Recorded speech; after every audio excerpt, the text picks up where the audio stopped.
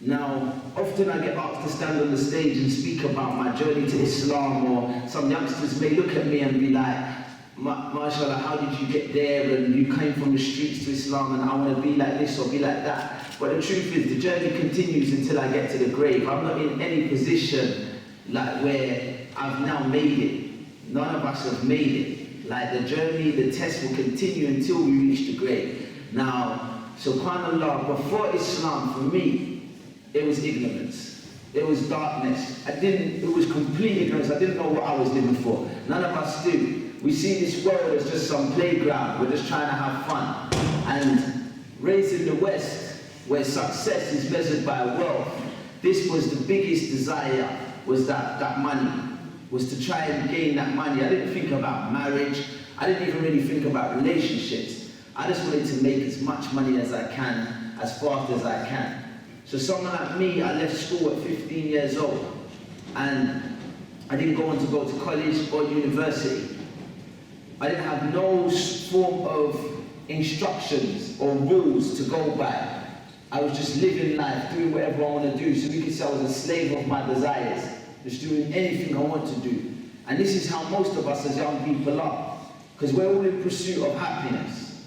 This is one thing we have in common. We all just want to be happy, but it's like, what's going to make us happy? How are we going to become happy? You grow up on an estate or in a rough area. Like I was raised in South London, so you guys, it's not often I'm speaking in London, but you guys will know what South London's like. I'm near Brixton Hill, my mum's living there now, and you know, you have that lack of wealth. I'm sure around here is exactly the same. So what you think will make you happy is having enough money to be able to just buy nice things, you know, because me and my friends, we used to hang around with each other. Our fun was by cursing each other.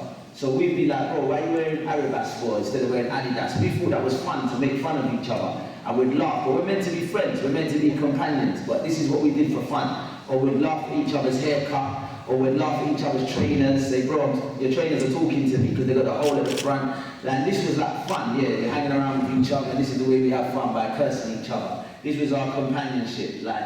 And the thing is, the reason why his trainers was like that is because he had a lack of money. Or the reason why he didn't have a good haircut is because his mum done it for him and she couldn't afford to take him to the barber shop. Or the reason why I was wearing Arabas and not Adidas is because mum would go to the market and buy my clothes instead of going to the Adidas shop to buy clothes because it's cheaper. So raised in this society, we always felt like wealth was going to be the key to happiness and the key to success. So, unfortunately, when you grow up in these areas, you know how my parents are from Jamaica.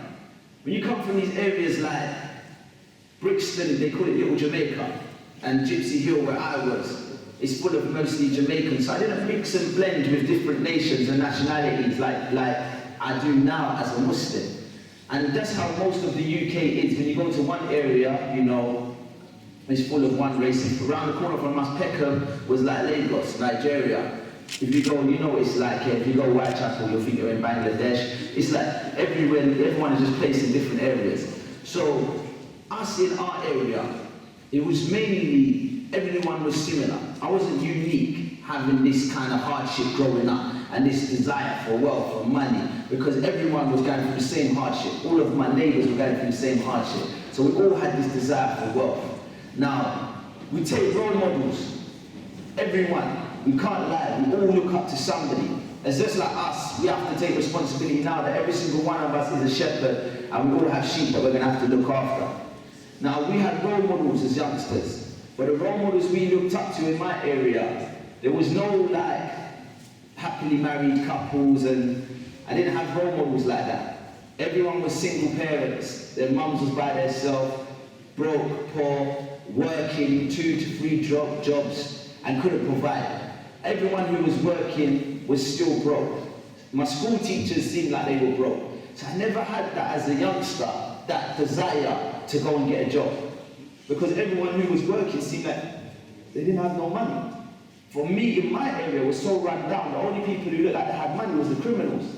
They were the ones going around with these flashy cars, and they were the ones who looked like they had something that their life was good. It looked like life was good for them. So, this is who we take as role models, and sometimes we go down that road. And they didn't have one woman, they have 2, 3, 4 girls. on the go. There was one in particular who used to come round and he always had a girl on the back of his motorcycle, or he had a girl in the passenger seat of his convertible. And this is a guy that we used to look up to. Now, not only did we look up to these guys, I'll go home and watch my TV and I'd look up to people on television.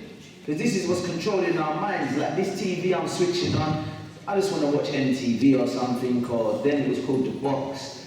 And I'd watch that, and you see most of the rappers that we looked up to, you know what they're doing in most of their videos. They've got loads of women. They have loads of women in their video dressed in skimpy clothes, and this is what you're looking at. So the guy you look up to is showing off his money, and then they've got girls. I remember I talk about this all the time. Jay-Z's video I used to watch, and he'd be rapping, and I'm poor and broke on this estate, just coming from my friend's custody for wearing Adidas and no Adidas. My mum's upstairs banging the covers because she ain't got no money to buy dinner tonight. So I'm thinking, to escape this, I'm going to listen to some music, because this is an intoxicant. We use it as an escape. It's like a drug.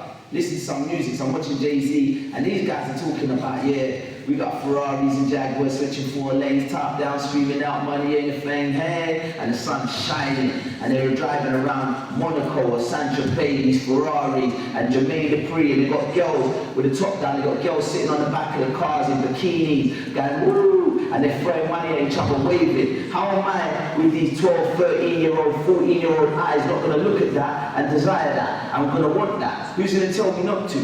This is exactly what we're going to desire. I'm going to think, I want that. I want to go there. I want to drive around Monaco with, in a Ferrari with 2, 3 girls sitting on the back. That's exactly what I want. I don't want to do what my mum's doing, going to work every day and coming home upset because she can't pay the bills. Why is she going to work then? This is, you know, taking us role models, and this is what we want. However, this illusion is crazy. This illusion is crazy, and this trap is crazy. Shaitan made a vow. He said he's going to take these believers off the straight path. He's going to attack them from left and from right, from above, below, in these ways which we'll never understand and know. He's not just going to come at us in a normal way. He's going to come at us with tactics. Now, this same Jay-Z who's rapping about Ferraris and Jaguars, he's got another track on the same album where he's talking about this can't be life. There's got to be more. This can't be life. This can't be love, or something like that. So hold on, 1 second he's talking like life is great, but next song he's talking about this can't be life, this can't be love, there's got to be more. So these guys who have so much, they actually still need so much though. They don't have the answers. But these are our role models, and that same role model that I took up, who used to come around with a girl on the back of a motorbike and driving in the car with his top down, this same guy, I hadn't seen him for a few years. And this is just me talking about myself as we're going to other stuff. I hadn't seen him for a few years, and then I've gone to the studio where I'm making music. I'm doing all the things that I wanted to do now. Moved on a few years, about 17, 18 years old. And he's in the studio. The guy that I'm running the studio with is his younger brother. So I haven't seen him for about 3 years. Now I ask, where is he?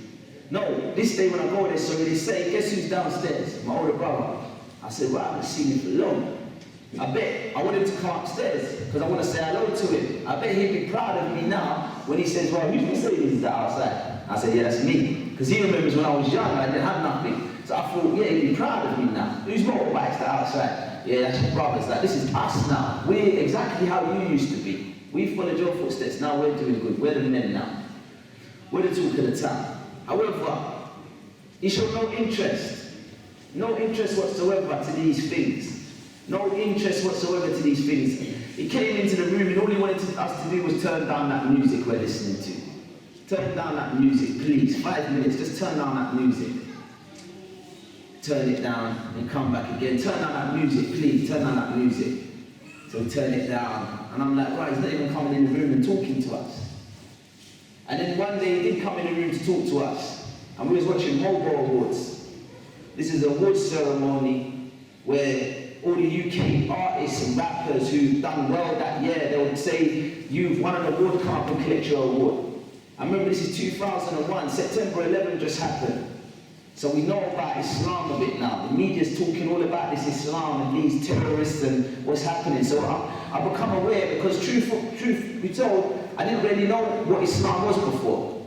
When I was in school, I was very ignorant. If you ask me, in REO Ashley, which I'd probably been in the middle of talking to Jodie Moore, I didn't even carry a book to school or a pen. I just used to borrow a pen off Jodie, write the date on a piece of paper, copy off the board. That was school to me. So if the teacher distracted me from me chattering to one of my friends and said, actually, what do you know about Islam? I'd have said, yeah, that's a country near Pakistan or something like that, isn't it? No. Now, we knew about Islam now because September 11th happened. The media's just talking about it. Muslims, Islam, Muslims, the Muslims here, the Muslims there. So we're becoming aware, and we're streetboys. So we're hearing about this guy with a gun walking around the mountains and all that. And as a streetboy, you're thinking, right, who's this? You know, this is who you're looking up to or whatever. Now, this guy's come in the room when we're watching Mogul Awards. And he's saying, and we're watching it. And 2001, just after, about November I think it is, there's a group in South London, just around the corner from us, Brixton Hill, Clapham, they're called the Soul Solid Crew. And they won an award. It's like the first black group from around the corner that we see on TV win an award. No one like us that resembled us was on TV before then. So when I'm watching it in this room, and they're like, and the winner is the Soul Solid Crew, you see these guys with chains on, wearing nice clothes, whatever. Get up, well, that's us pouring champagne. And they walk to the stage to collect their awards. And when they're up there collecting their award, they're like, yeah, thank you. You're watching it at home thinking, we've got to work hard. I remember someone said, we've got to work hard. Because next year, that could be us getting that award.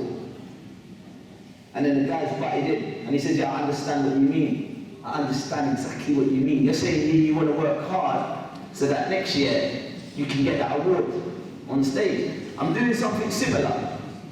He said, basically what you're saying is you want to work hard so that you can get that award next year, so your name can get called out in front of a few thousand people drunk and a few no-hopers at home, so you can collect an award in front of them.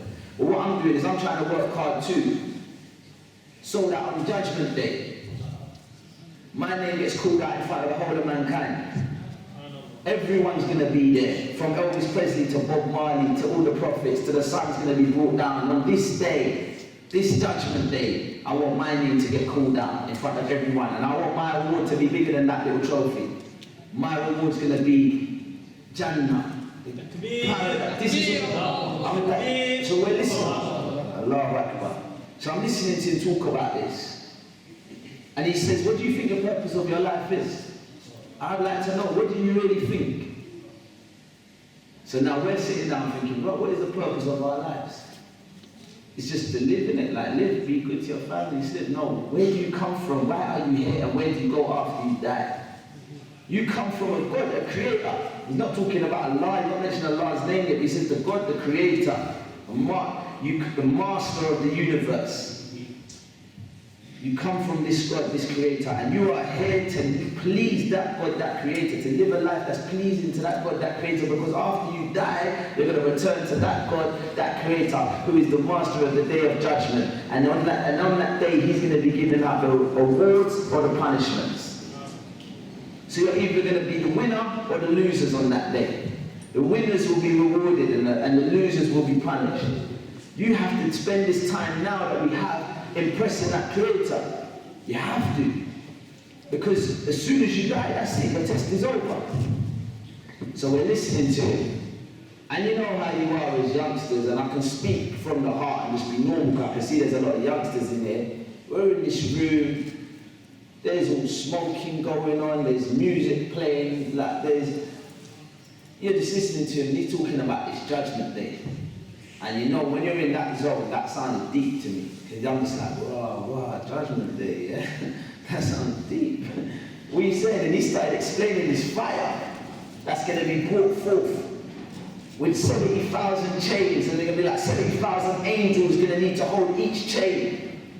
This is how big this is, and do you know how big one angel is? That if you was to walk from like the airload to the shoulder, it would take you from this period of time to that period of time, which is like equivalent to Goa to Asa or something. This is how big an angel is. There's going to need to be 70,000 of them. And then this fire is going to be roaring, like as a fresh host is flung in. And there's going to be wardens saying, like in Surah Mulk, when it says the wardens will ask the people, Did a warner not come to you in this life and warn you about this? So I'm thinking, but they said, no, we wasn't those who listened. If they was, they wouldn't have been the dwellers of the flames. I'm thinking, wow, I don't like losing nothing. I need to be one of these winners that gets in this place after I pass. I need to be one of the winners on this judgment day, most definitely. So I didn't know much about Islam, but from that day forward, I wanted to read more about this Islam. So I remember reading books and reading books and reading books, and alhamdulillah, when I first bought a book from the bookshop called The Truth and the Life of This World, I remember the man said to me, the day, now you're taking these steps towards Allah, Allah's going to come running to you. I didn't understand what he meant, but this is exactly what happened. It's like everywhere I turned now, I was seeing Muslims, I was hearing Muslim Islamic things, which I never acknowledged before, was now coming to light. So I slowly started to agree that this is the true religion, and I didn't need no proofs or scientific facts, because just the meaning alone, Muslim, one who surrenders themselves to Allah, the God, the Creator, is a Muslim. I already was in that position. If I believe that I come from a God, the Creator, then we have to surrender ourselves to that God, that Creator. Well, who are we to argue? It's just like coming out of the parents' womb of your mum and then disobeying her straight away. You come from that mother, so you automatically think, I have to obey my mum. If I'm outside playing, I'm having fun, I'm doing stuff with my friends, kicking football, and then my mum used to come out of their state and say, listen, come inside or go and do this, I wouldn't say, no, I'm busy right now, enjoying myself.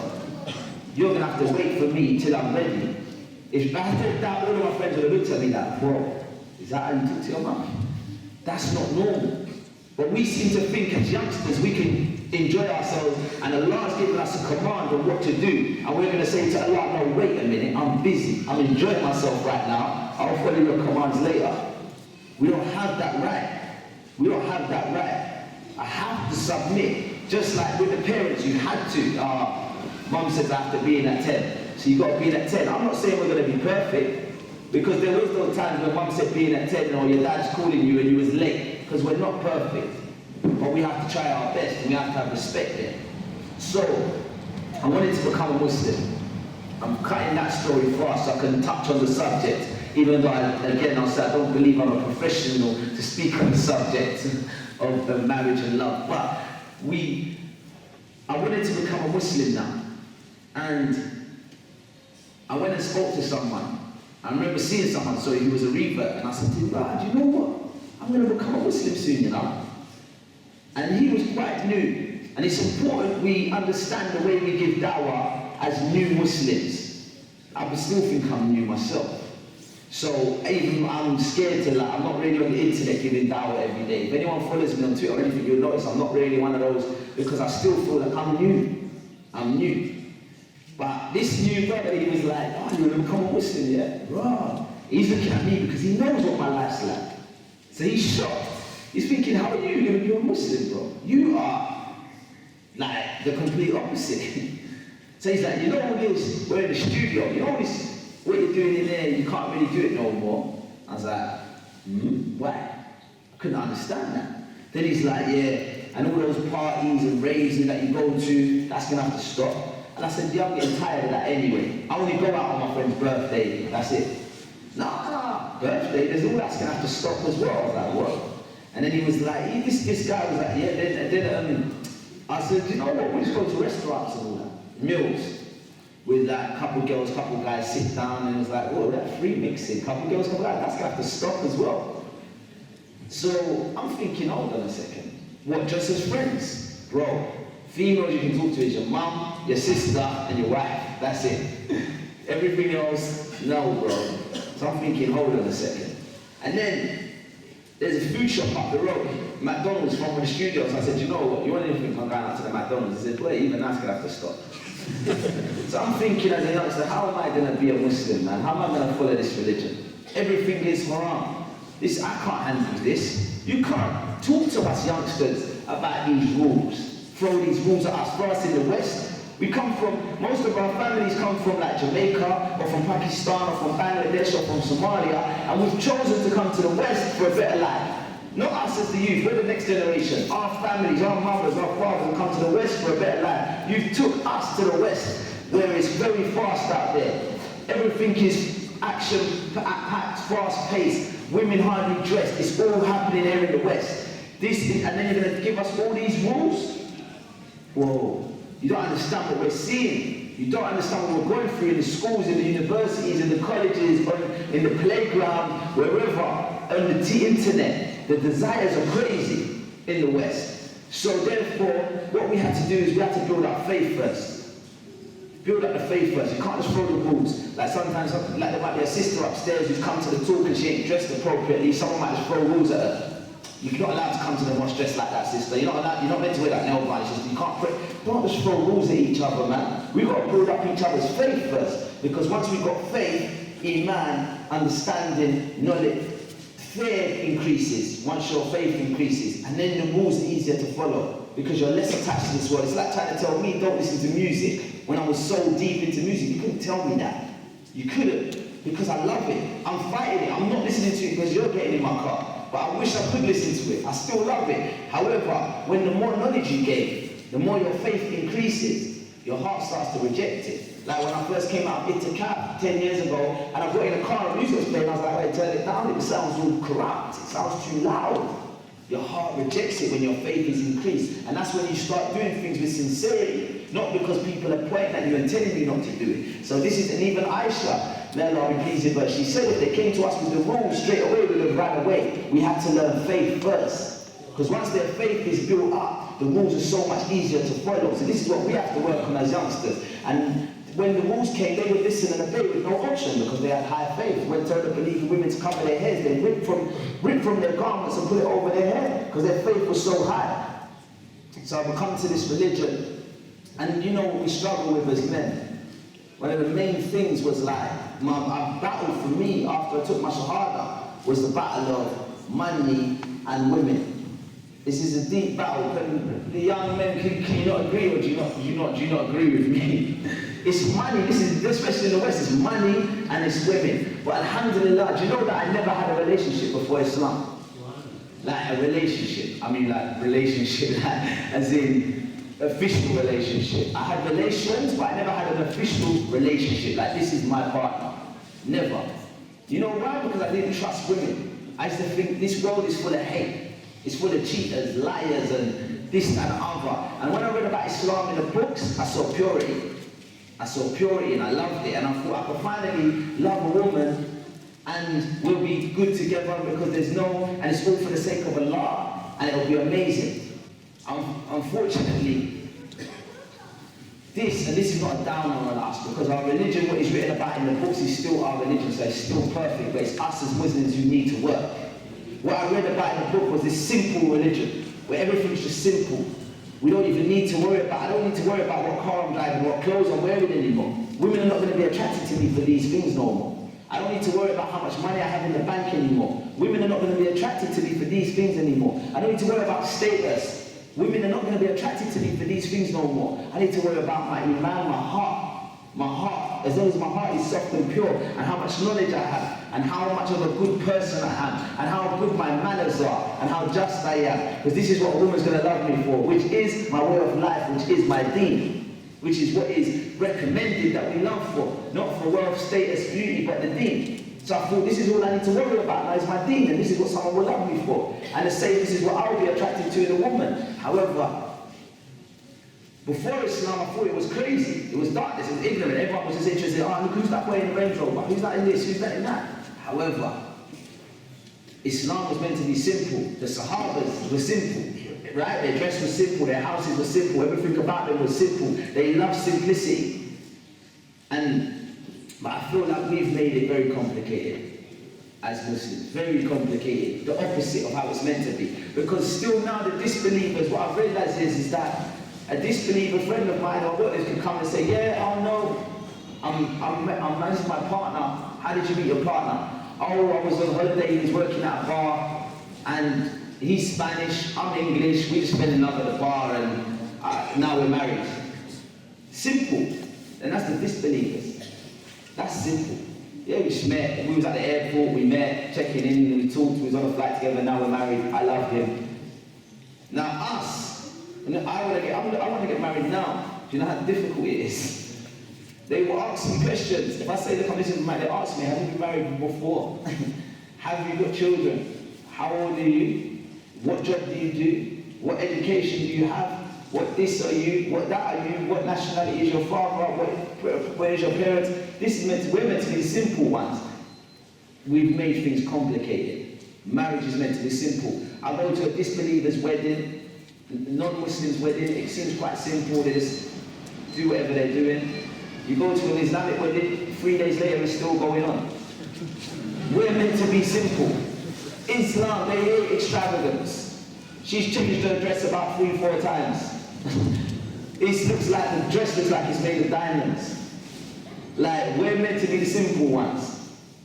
We've made marriage so hard that it's actually easier for us to do haram than it is to do halal. We've made it so complicated. I was in Malaysia and the men were saying they can't get married because of what needs to be there in place before they get married. When I was in Malaysia. When I was in Egypt, the men were saying they can't get married because what they need to give as a dowry is impossible. So they're 34, 40 years old, not married still. I was in all over the world. There's similar problems. Gibraltar, the young Muslim brothers were saying the same problem. They can't get married. I need to do my uni first. I need to try and get a job first. I need to be able to buy a house first. It's hard, bro. I can't get married yet. We've made marriage so hard, it's easier to do haram than it is to do halal.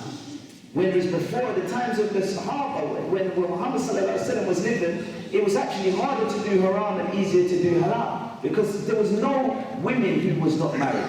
This wasn't exist. You're not married, get married. As soon as we're of age, we're meant to get married as youngsters. As soon as we're attracted to the opposite sex. Muhammad said, close the doors of haram. Get married young. Close the doors of haram and open the doors of halal. Get married young.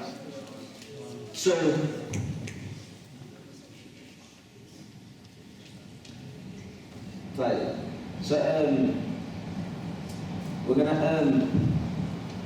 we're gonna break for the adhan, sorry, to slightly Maghrib, and then we can continue after, inshallah. Right.